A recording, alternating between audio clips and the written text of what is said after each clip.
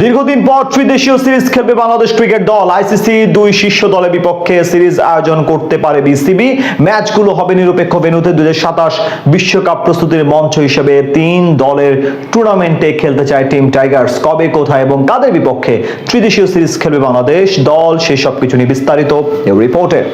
অস্ট্রেলিয়ার বিপক্ষে নিজেদের ইতিহাসের অন্যতম সেরা সিরিজ কাটিয়ে দেশে ফেরার অপেক্ষায় বাংলাদেশ দল। সম্প্রতি সাদা ও লাল বল উভয় ফরম্যাটে দারুণ উন্নতি করেছে লাল সবুজের প্রতিনিধিরা। জিম্বাবুয়ের বিপক্ষে সবশেষ ওডিআই সিরিজ হারলেও এর আগে ঘরের মাঠে টানা 4 সিরিজ জিতেছে মিরাজ লিটনরা। তবে বিসিবি ও টাইগার টিম ম্যানেজমেন্টের এখন পূর্ণ মনোযোগ 2027 ওডিআই বিশ্বকাপের দিকে। টুর্নামেন্টের জন্য সর্বোচ্চ প্রস্তুতি নিতে চায় বাংলাদেশ। সেই কারণে সামনে ত্রিদেশীয় সিরিজ খেলতে পারে লিটন বাহিনী। বাংলাদেশ সবশেষ ত্রিদেশীয় সিরিজ খেলেছিল 2022 সালে। সেইবার টি-20 বিশ্বকাপের আগে নিউজিল্যান্ডের মাটিতে স্বাগতিকদের সাথে পাকিস্তানকে প্রতিপক্ষ করে সিরিজ খেলেছিল সাকিব আল হাসানরা। এরপর মাঝে 4 বছর আর কোনো 3 দলের টুর্নামেন্ট খেলেনি, যদিও নিজেদের ইতিহাসের একমাত্র বহুজাতিক ট্রফি এসেছে এই ত্রিদেশীয় সিরিজ থেকেই। তবে এবার আরো একবার সুযোগ আসছে সেই পুরনো স্মৃতি ফিরিয়ে আনতে। চলতি বছরই নতুন একটি ত্রিদেশীয় সিরিজ খেলার পরিকল্পনা করছে বিসিবি। সামনে টাইগারদের জন্য অপেক্ষা করছে ব্যস্ত সূচি। সেপ্টেম্বরে ভারতীয় দলের বাংলাদেশ সফর নিয়ে এখন অনিশ্চয়তা রয়েছে।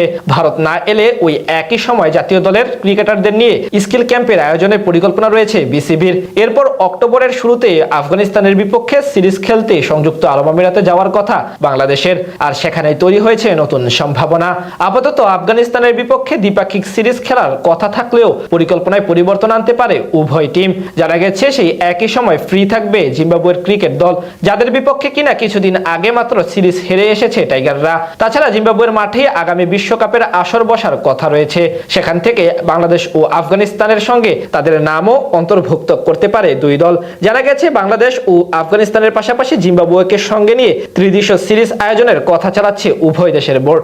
জিম্বাবুয়ে খেলতে সম্মতি দিলে দুই দলের দ্বিপাক্ষিক সিরিজ আর থাকছে না, সেটি রূপ নেবে বাংলাদেশ, আফগানিস্তান ও জিম্বাবুয়ের ত্রিদেশীয় ওয়ানডে সিরিজে। ফলে স্বাভাবিকভাবেই ম্যাচের সংখ্যাও বাড়বে।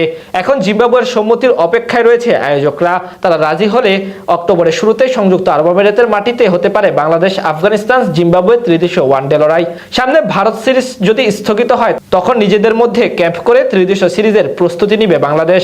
এর আগের বছর আফগানিস্তানের বিপক্ষে এই সংযুক্ত আরব আমিরাতের মাঠেই ওডিআই সিরিজ খেলে এসেছে বাংলাদেশ দল। সেখানে অবশ্য হেরেছে টাইগাররা, তাই সেখানে আফগানিস্তানের বিপক্ষে লড়া নিশ্চিতভাবে সহজ হবে না শান্ত মিরাজদের জন্য।